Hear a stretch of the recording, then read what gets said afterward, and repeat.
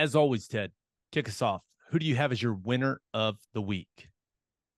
The college football playoff. Now, I don't know. I thought about maybe saying the committee could be my loser, but we're early for that.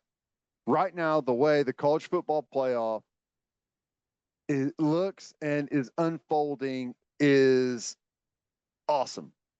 You still have 5 undefeated teams going into the last week of the regular season. And I don't know if that's a record.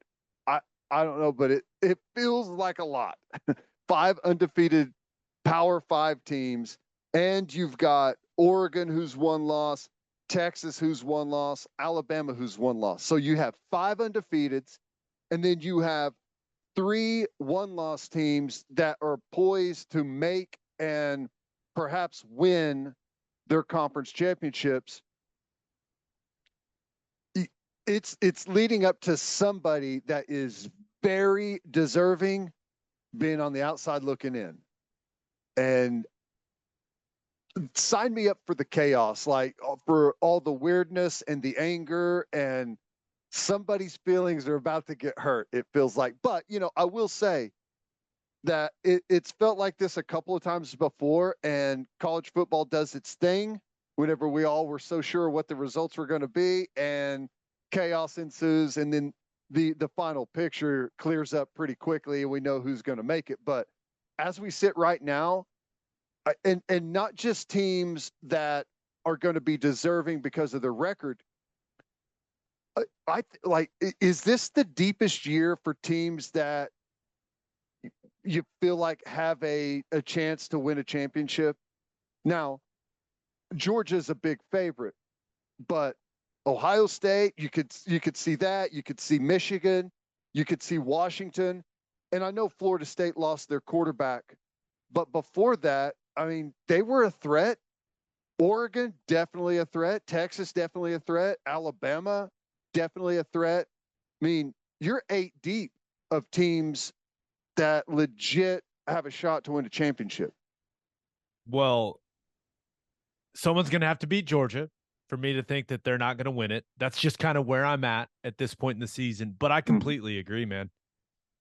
And usually it's a 2-horse race after like week 8. Yeah, and it feels like one of those years where a 12-team playoff would be so awesome. Yes. And then you realize, hey, we're getting that next year. There's going to be years where people are going to go, well, the BCS would have handled this year. There's 2 teams that are clearly better than everyone else. That's going to happen. There's no doubt. But I think this season's the perfect example of why more teams need to be in the tournament, if you will. Yeah. And I know you love chaos. What's the most chaotic scenario in your mind? How could this play out to where there is maximum stress on the people of the College Football Playoff Committee? It really doesn't matter with Ohio State or Michigan, right? Whoever wins that game wins the Big Ten. You're going to have an undefeated Big Ten champion. Okay. Washington wins the Pac-12, right? Undefeated. So you'll have 2 undefeated conference champions. Florida State, which I still think it's a possibility that they could win it. Florida State wins the ACC. 3 undefeated Power 5 conference champions. Texas wins. They're a 1 loss. And Alabama beats Georgia in the SEC championship. That is the chaos scenario, where you have the 2-time champion, defending champion that only has 1 loss, but the team they lost and that would be in, Alabama would be in, they have to be in, right? Their only loss is to Texas, who isn't that the most chaotic? Yes, that's going to lead to some strong discourse is the best way to put it. In that scenario, this is how I'm viewing it. I think the Pac-12 game is an elimination game. The Pac-12 championship game is a win and you're in, lose and you're out. And I think the same thing about the SEC championship game. I think if Georgia loses that game, they're out, which seems crazy, but I know. Texas, their only loss, if they end up a 12-1 Big 12 champ, their only loss is on the last drive of the game in a neutral site rivalry game. I think that Bama win carries a ton of weight with the committee. And it's this simple. Hey, Georgia, you lost to Bama and Texas beat Bama in Tuscaloosa by double digits. Sorry, you're out. You still may be the best team in the country, but you're out. You can't leave Florida State out if they're undefeated. I think Georgia would be on the outside looking in. I really do. See, and that's what really makes the conversation crazy is Florida State's without their best player now. So you got an undefeated Florida State conference champ who deserves to be there, but you got Georgia with the one loss and you're without your best player. I mean, that's what makes the argument even crazier, right? Because it's juicy, man. It's juicy. I love it. I'm excited. I wish OU was part of the discussion, but it is, the easiest thing. We could become part of the discussion if we decide to throw the game against TCU and lose by like 6 or 7 touchdowns to make Texas's loss look worse. Right? Don't put that on us, man. Now, no, I do think, and this is not something that I think is going to happen.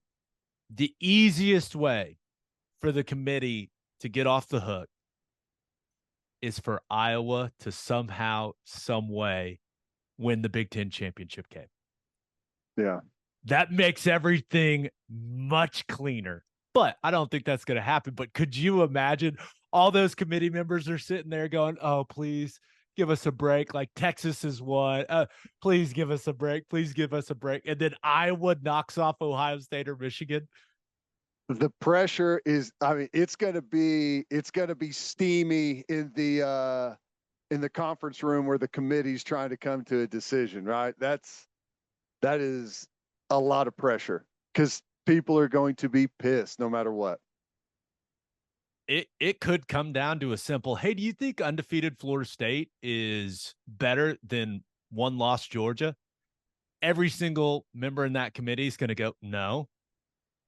But they're not going to want to deal with Florida State fans. Those people are crazy. I know. So I mean, it's the balance between who deserves it and who's earned it. I mean, it's hard. It's hard. But at the end of the day, this is why the committee is supposed to exist, right? To maybe see through what your schedule says and what, your points and all of that. It should be, well, Georgia's clearly a better football team and we're supposed to find the best football team. So I don't know. It's fun. Well, the good thing is the committee is made up of a bunch of football experts. There's not a bunch of people on there that are athletic directors that have no background in football and are some of the busiest people on the planet and don't know the difference between counter and power and don't know the difference between cover 1 and cover 2. But, they're all experts. They all know. Yeah, totally. Yeah. It's the greatest job in the world until it's the worst job in the world. Yeah. We could talk about it in the summer. I think once the playoff expands, the college football playoff committee, they need to reevaluate what that entire thing looks like. But yeah, that's a June or July conversation. All right. Who do you have as your loser of the week? This one's more simple. Patrick Mahomes. Can somebody catch the football, please? Wow. It was raining, but wow. The most impressive things, and I would not be surprised if that's the matchup in the Super Bowl. at all. I think both of those teams are damn good. But, dude, the Chiefs defense is playing really well. And the Chiefs offense just is not holding up their end of the bargain a lot of the times. And it's not the quarterback's fault. No, the playmaking is just not what it used to be. Now, a couple of years ago, they had the most dangerous, high flying offense in the league, second to nobody, guys all over the field. Patrick Mahomes was able to get the most out of his talent with their skill position guys. And their defense hung on, and they weren't bad, but they were not the strength of the team. It's flipped. The defense is clearly the strength of the football team, and Mahomes does not have the playmakers around him that he used to, and it has made life difficult, and they've got to change their approach a little bit. He costs way more money now, and it's harder to surround him with a bunch of talent like he had previously.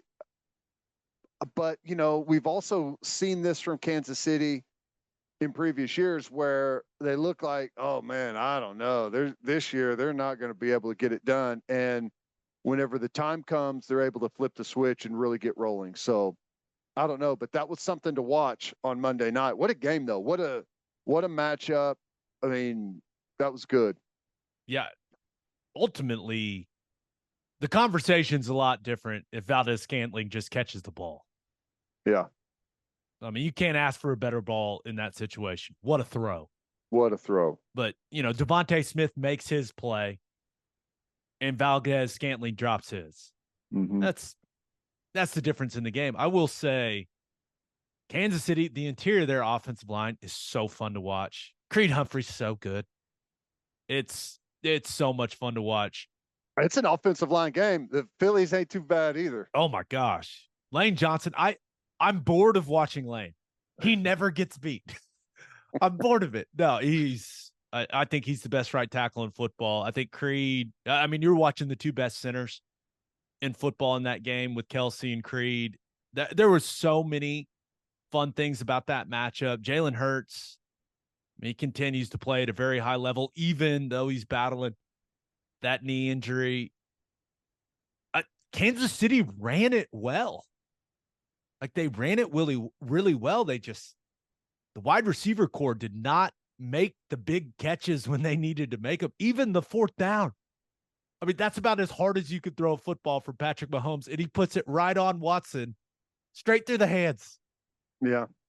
Someone help the $500 million quarterback out, please. I know. We need more Belldozer snaps. That's what we need. More 81. Come on. Yeah. I was laughing.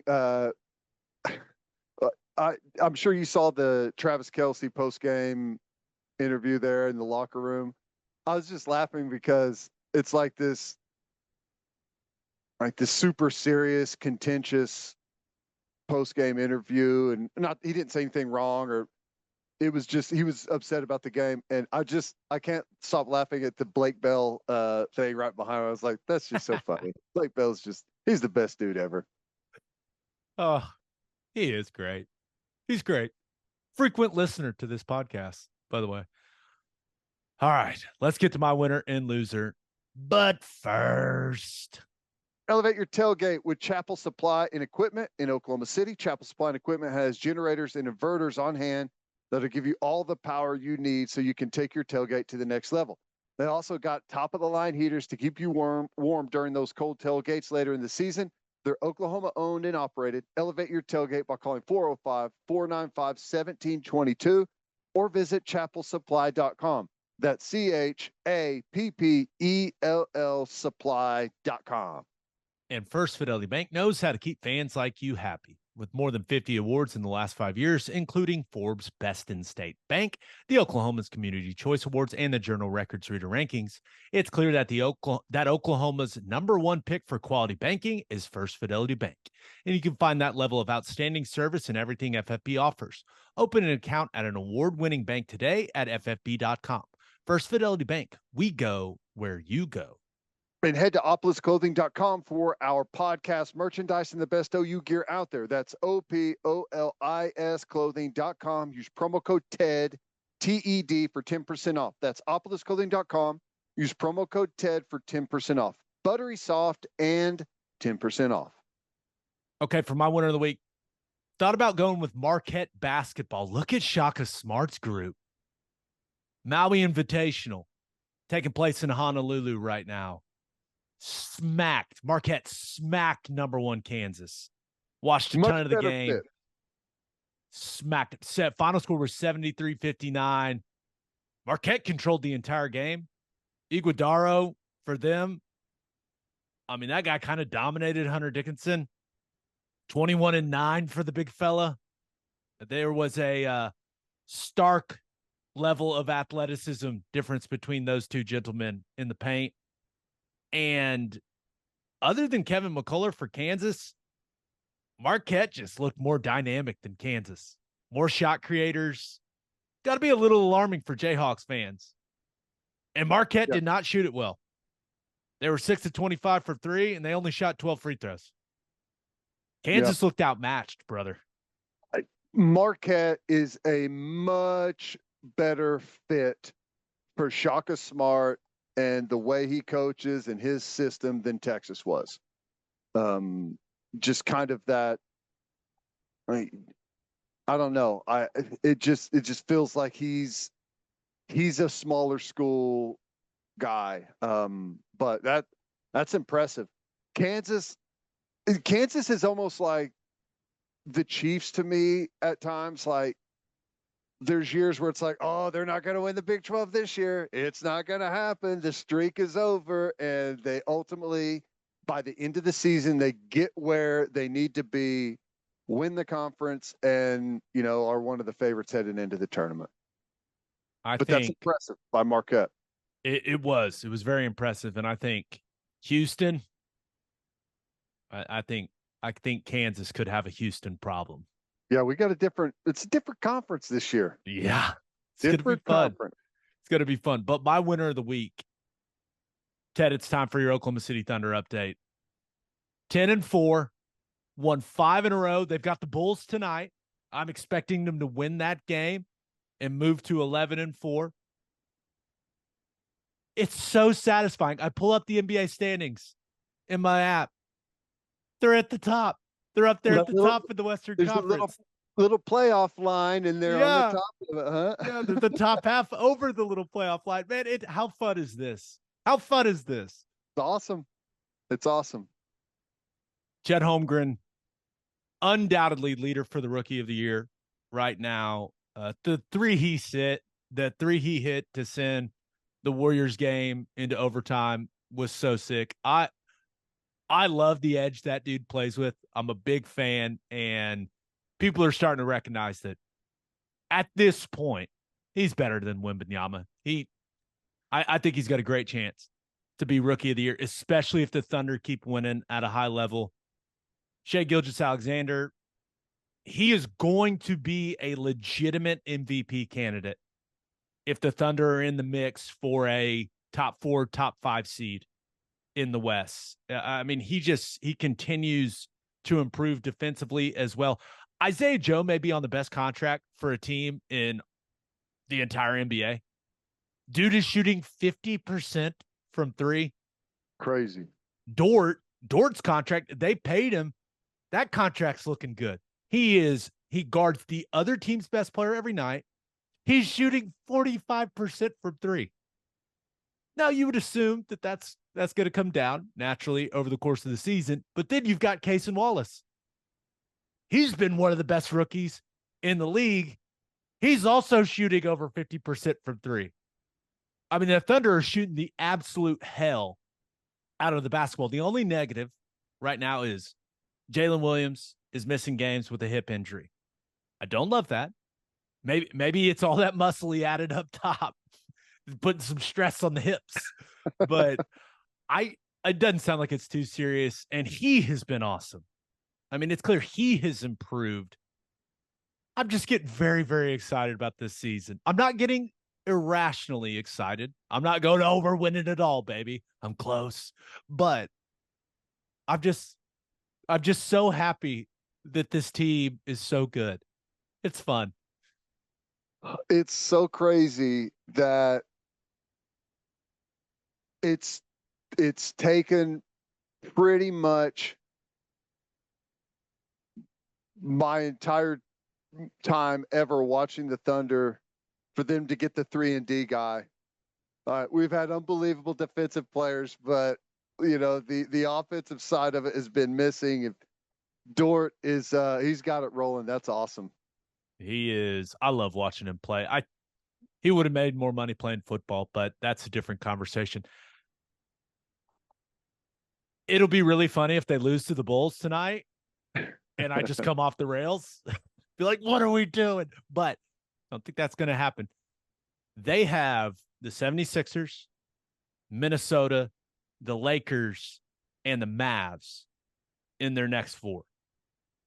So I think that's going to be a really good measuring stick of where this team is at from a competitive standpoint. And I'm excited to see how it goes. So much excitement. Kenrich Williams back, making all kinds of hustle plays. They're Giddey. People just love criticizing Giddey, and all the dude does is put up great stats. Yeah, he makes some mistakes, but look at that hair, people. Come on, you can't be mad at the guy. He's gorgeous. What are we doing? But I'm very excited to watch the rest of this NBA season.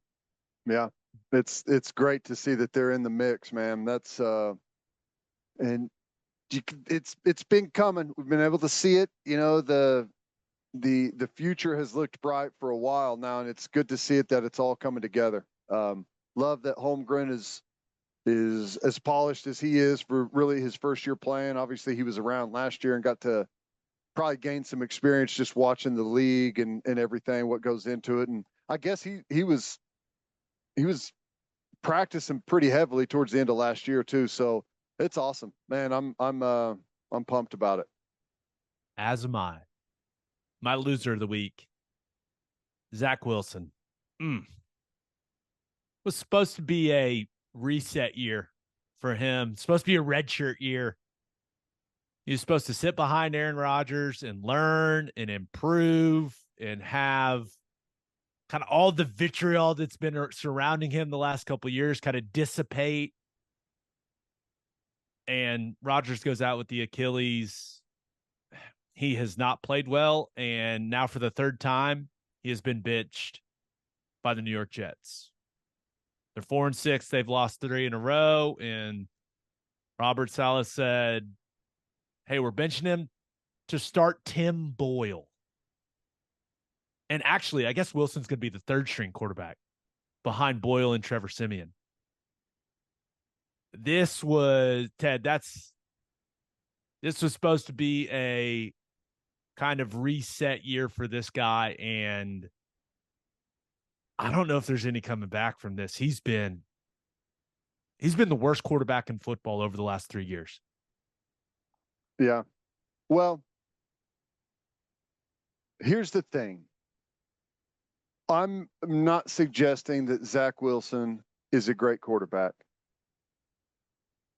but he was thrown into a horrible position, and he's playing behind one of, if not the worst offensive line in the NFL.